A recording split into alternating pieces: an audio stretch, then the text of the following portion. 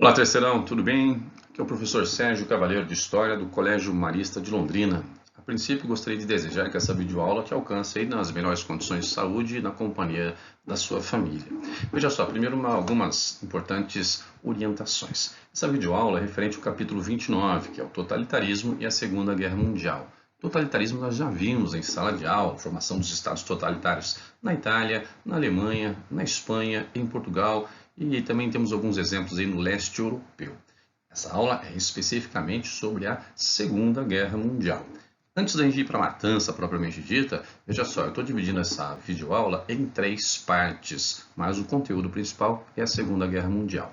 Ao final da terceira aula, você vai ter uma orientação de atividades a serem feitas. E também gostaria de lembrar que essa videoaula não substitui uma leitura criteriosa do capítulo 29, do material que você tem à sua disposição no SME, lá no Sistema Marista.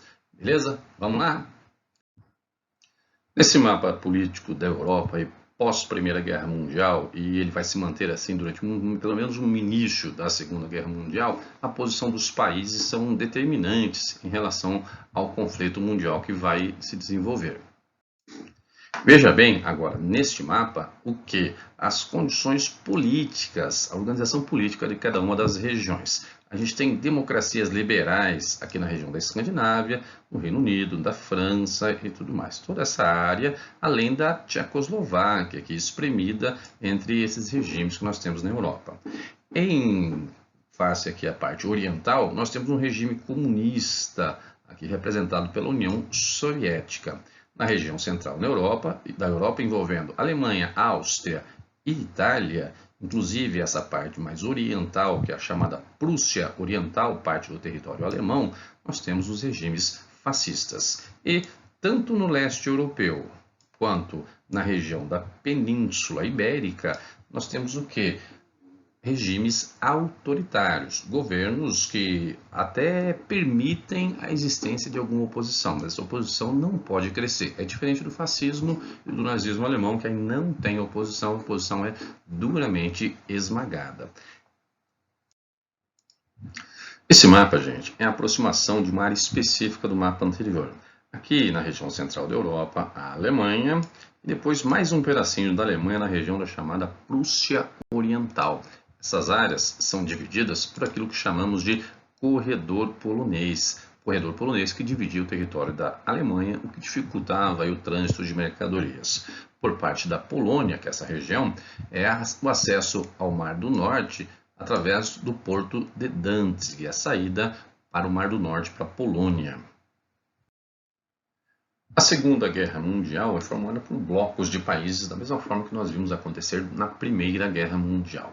A formação do eixo, o eixo Roma, Berlim, Tóquio, se deu por interesses comuns, por semelhança no seu estilo de governo, até mesmo pela utilização de propaganda como essa que você vê aí no cartaz, as grandes lideranças de seus países e as crianças empunhando bandeiras aí dos seus países, contentes, felizes, como se fossem aqueles que vão colher os frutos das conquistas de suas grandes nações.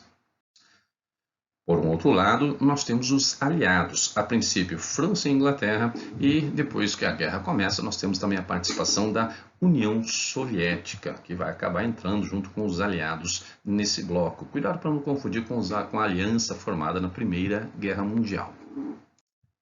Veja bem, em história nem sempre é interessante a gente ficar trabalhando com causa e consequência, mas nesse caso, na Primeira ou na Segunda Guerra Mundial, é bacana a gente dar uma olhadinha nas causas para poder entender bem o que aconteceu.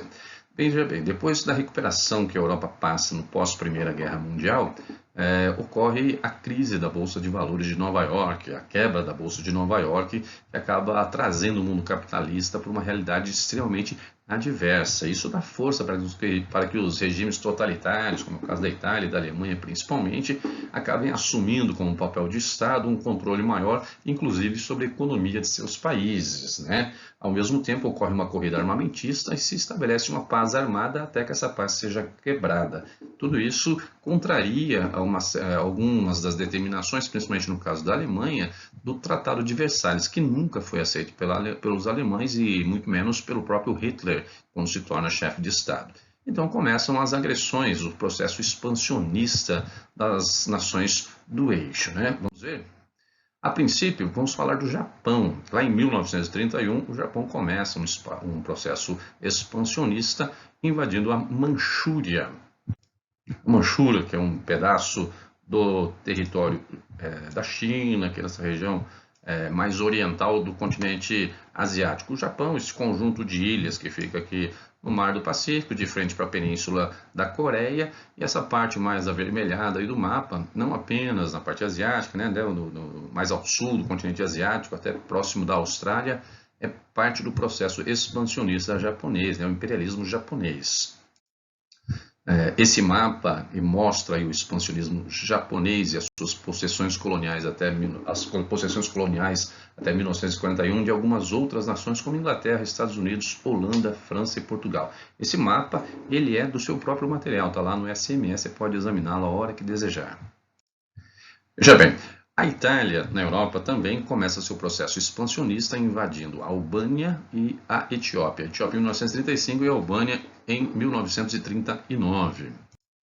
Observe aí nesse mapa, né, a expansão italiana ali em verde, né, são áreas enormes do continente africano, bem maiores que o próprio território italiano, e a Albânia, aqui nessa região da Europa, atravessando ali um pedaço do mar Mediterrâneo, também se torna alvo do expansionismo italiano, que dá uma moral muito forte para o governante que vem sofrido, um povo que vem sofrido aí da Primeira Guerra Mundial e começa a conquistar territórios. Reparem aí no mapa o tamanho do poderio, né, dos domínios que a Itália vai acabar obtendo no pós-processo de expansão ali do decorrer da década de 30. E o principal elemento que vai gerar a Segunda Guerra Mundial é o expansionismo alemão. Veja bem, em 1938, a Áustria, 39, a Tchecoslováquia, em seguida a Polônia. Mas vamos ver um pouquinho mais em detalhes. Observe aqui no mapa, em março de 1938, a gente tem o quê? A expansão da Alemanha sobre a Áustria. Como eu gosto de dizer sempre, né, isso ninguém se importou muito, porque a Áustria é um povo mais alemão que o próprio alemão, se brincar, né? Então, no início de 38, a Áustria é anexada.